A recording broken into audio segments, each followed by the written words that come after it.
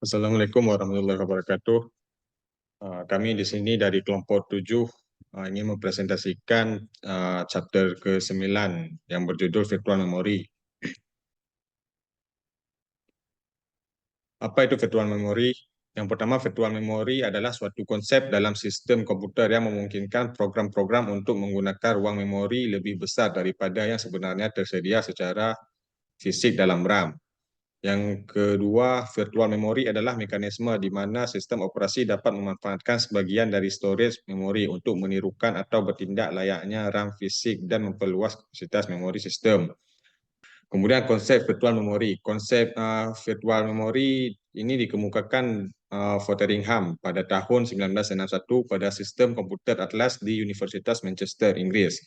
Konsepnya yaitu kecepatan maksimum eksekusi proses di memori virtual dapat sama, tetapi tidak pernah melampaui kecepatan eksekusi proses yang sama di sistem tanpa menggunakan memori virtual.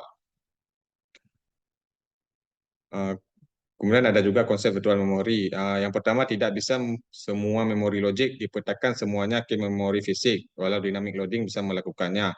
Ini merujuk pada konsep bahwa tidak semua bagian dari program perlu ada di dalam memori fisik sepanjang waktu. Meskipun dynamic loading-nya memungkinkan bagian dari program dimuat ke dalam memori saat diperlukan, bukan berarti seluruh program harus selalu berada di dalam memori fisik. Kemudian yang kedua, memori virtual merupakan suatu teknik yang memisahkan antara memori logis dan memori fisik. Di sini memori virtual konsep di mana sistem operasi menciptakan ilusi bahwa setiap program memiliki akses ke ruang alamat logis yang besar. Meskipun sebenarnya sebagian kecil yang ada di dalam memori fisik, ini memisahkan alamat logis yang dilihat oleh program dengan lokasi fisik sebenarnya di dalam memori. Kemudian yang ketiga, hanya bagian dari program yang perlu saja berada di dalam memori untuk dieksekusi. Konsep ini menyoroti bahwa hanya bagian dari program yang diperlukan saat eksekusi yang dimuat ke dalam memori fisik. Bagian-bagian yang tidak aktif dapat disimpan di penyimpanan sekunder dan dimuat kembali ketika diperlukan. Kemudian yang keempat, logical address space bisa lebih besar daripada physical address space. Pernyataan ini menunjukkan bahwa ruang alamat logis yang dapat dilihat oleh program bisa lebih besar daripada jumlah memori fisik yang sebenarnya tersedia. Ini memungkinkan program untuk menggunakan alamat memori yang lebih besar.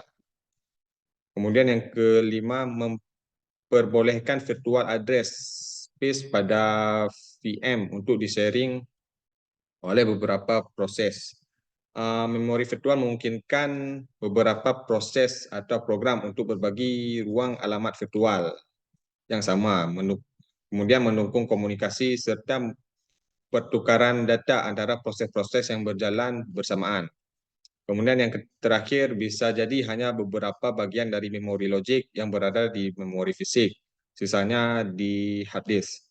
Pernyataan ini memungkinkan bahwa hanya sebagian kecil dari program atau data yang benar-benar berada di dalam memori fisik, sementara sisanya disimpan di penyimpanan sekunder seperti hard disk.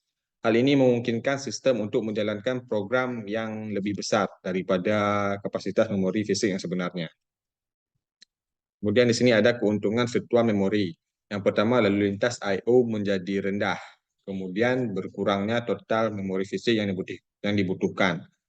Kemudian meningkatnya respon karena tidak deadlock. Yang keempat, bertambahnya jumlah user yang dapat dilayani. Dan yang terakhir, memori virtual melebihi daya tampung dari memori utama yang tersedia. Kemudian akan dijelaskan oleh Teguh Saidil Anam. Kemudian selanjutnya ada fungsi virtual memory. Fungsi utama dari virtual memory adalah sebagai tempat menampung file-file program yang sedang berjalan, namun keadaan idle atau keadaan tidak sedang digunakan. Biasa juga disebut dengan cache, sehingga RAM bisa diprioritaskan untuk program yang sedang digunakan atau aktif. Kemudian fungsi selanjutnya adalah menangani kelebihan beban data pada RAM. Kemudian berperan sebagai RAM cadangan, namun menggantikan fungsi RAM.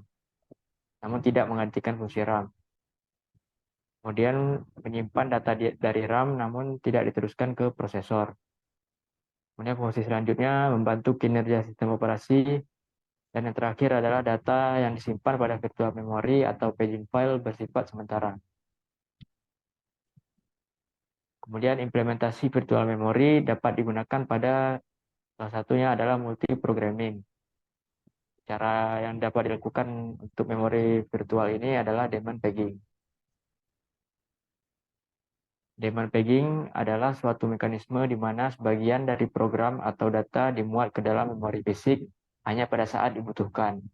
Artinya tidak semua seluruh program dapat dimuat ke dalam memori pada saat program pertama kali dijalankan, melainkan hanya sebagian kecil yang benar-benar diperlukan pada saat itu.